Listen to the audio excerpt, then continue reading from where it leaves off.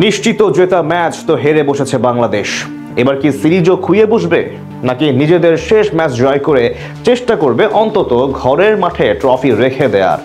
যদি একই ভুল না করতে চায় দল, তবে একাদশে আনতে হবে পরিবর্তন।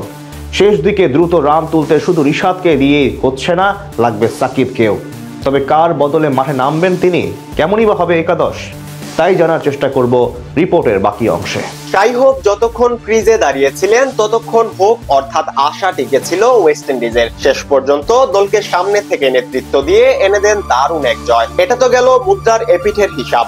এবার চোখ দেয়া যাক মুদ্রার ওপিঠে ক্যাপ্টেন মেহেদী হাসান মিরাজের দিকে। দলকে হারাতে যা করার দরকার ছিল সবকিছুই করেছেন তিনি। বোলিং এ ভুল সিদ্ধান্ত, সুপার ওভারেও ভুল সিদ্ধান্ত। তাতে নিজেদের ইতিহাসে প্রথমবার সুপার ওভারে মাঠে নেমে ম্যাচ হেরেছে বাংলাদেশ। অথচ সুপার ওভারের আগে জয় নিশ্চিত হতে পারত টাইগারদের। এদিকে এমন হারের মাধ্যমে ৯ নম্বরে উঠে আসার স্বপ্ন শেষ হয়ে গেছে দলের। এখন শুধু অপেক্ষা করতে হবে সিরিজ না হারানোর। যে করেই হোক অন্তত সিরিজটি জিততেই চাইবে টাইগাররা। আগামীকাল ২৩ তারিখ দুপুর ১:৩০ মিরপুর শেরেবাংলা জাতীয় স্টেডিয়ামে মুখোমুখি হচ্ছে দুই দল। সিরিজ নির্ধারণের লড়াইয়ে তবে কি একাদশে কোনো পরিবর্তন আনবে বাংলাদেশ?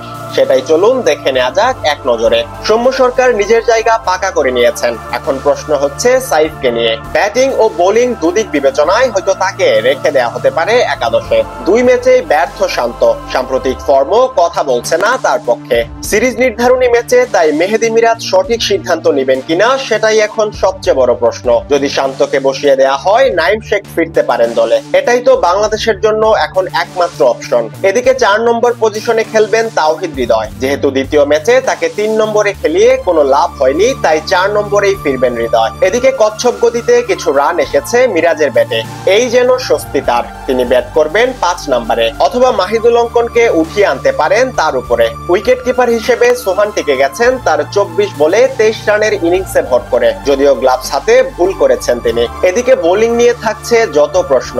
রিশাদের দলে থাকা তো নিশ্চিত, এখন প্রশ্ন হচ্ছে সাকিবকে নেওয়া হবে কিনা একাদশে। যদি একজন পেসার রাখা হয়, তবে মুস্তাফিজকে বিশ্রাম দিয়ে সাকিবকে নেওয়া হবে সেরা সিদ্ধান্ত। কারণ টপ অর্ডার যেহেতু রান করতে পারেই না, সাকিবও জানেন ব্যাট ঘোরাতে, তাই সেটা কাজে লাগাতে চাইবেন অধিনায়ক। সেক্ষেত্রে ফিজের বদলে সাকিব দলে ঢুকলে একাদশে থাকা বাকি দুই ক্রিকেটার হবেন নাসুম আহমেদ ও তানভীর ইসলাম। সবকিছু ঠিক থাকলে সিরিজ নিশ্চিত করার স্বপ্নে আগামী ২৩ তারিখ শেষ ম্যাচে এমন একাদশ নিয়েই মাঠে নামতে পারে বাংলাদেশ। তবে কি সিদ্ধান্ত নিবেন মিরাজ, নাকি হারের পরেও পরিবর্তন না এনেই সাজাবেন একাদশ? সেটা না হয় ম্যাচের সময় জানা যাবে। দলকে হারাতে যা করার দরকার ছিল সবকিছুই করেছেন তিনি। বোলিং এ ভুল সিদ্ধান্ত, সুপার ওভারেও ভুল সিদ্ধান্ত। তাতে নিজেদের ইতিহাসে প্রথমবার সুপার ওভারে মাঠে নেমে ম্যাচ হেরেছে বাংলাদেশ।